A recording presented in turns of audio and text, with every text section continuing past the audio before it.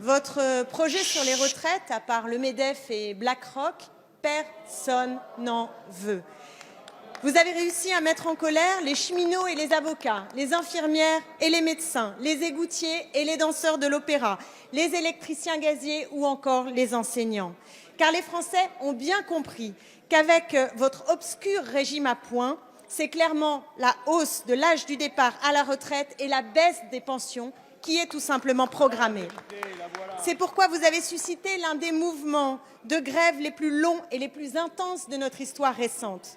Mais en vous inspirant d'un autre temps, celui de Margaret Thatcher, vous espérez passer en force. C'est pour mieux écraser la contestation et mépriser le Parlement que vous choisissez la procédure accélérée pour légiférer. Il n'y a strictement aucune urgence. Il n'y a pas de déficit à court terme. Alors, pourquoi tant de précipitation à faire adopter par notre Assemblée un texte à trous, avec 23 ordonnances à la clé, pour un projet rejeté par 61% des Français? Et cette réforme, mes chers collègues de la Macronie, n'était pas contenue dans le projet d'Emmanuel Macron, dans lequel était écrit noir sur blanc « Nous ne toucherons pas à l'âge de la retraite ni au niveau des pensions ». Alors, mesdames et messieurs du gouvernement, si vous êtes si sûrs de vous, puisque vous répétez en boucle que vous avez été élus pour mener à bien cette réforme, pourquoi ne vous offrez-vous pas une victoire facile en organisant un référendum qui montrera que vous avez bien le soutien des Français? Merci, Monsieur le Président, Mesdames et Messieurs les députés, Madame la députée Clémentine Autain.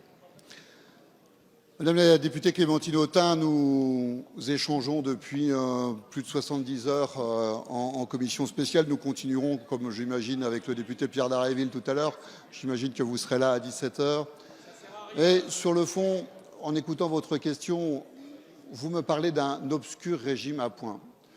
Ce n'est pas si obscur que ça, Madame la députée, pour une raison simple. C'est le régime de 70% des actifs en France, c'est-à-dire les salariés.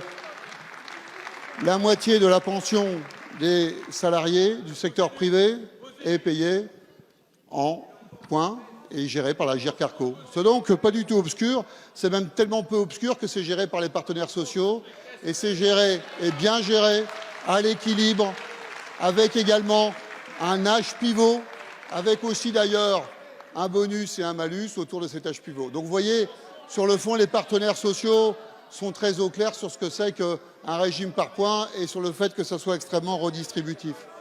D'ailleurs, c'est tellement redistributif, Madame la députée, que nous avons tenté de partager avec vous et avec d'autres et de démontrer que ce système va s'adresser d'abord aux futurs retraités les plus vulnérables, les plus modestes, ceux qui perçoivent moins de 1 400 € de pension par mois.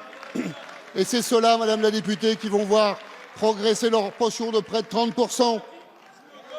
Donc ce ne peut être qu'un élément positif de la solidarité. Enfin, Madame la députée, vous me posez la question de la procédure accélérée. Je voudrais vous dire, peut-être vous y étiez, mais moi je n'y étais pas dans les mandatures précédentes.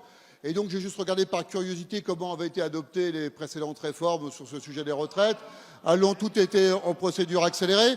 Et vous rappelez que cela ne change rien dans les pouvoirs du Parlement. Cela permet simplement de faire une commission mixte paritaire dès la première lecture.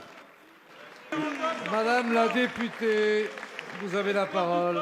Monsieur le ministre ne répond pas à ma question qui était une demande de référendum. Si vous êtes si sûr de vous, pourquoi vous ne le faites pas?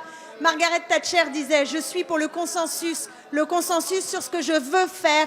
Alors, messieurs et mesdames les ministres, si vous cessez de ressusciter la Dame de Fer, le pays pourrait retrouver le chemin du progrès et de...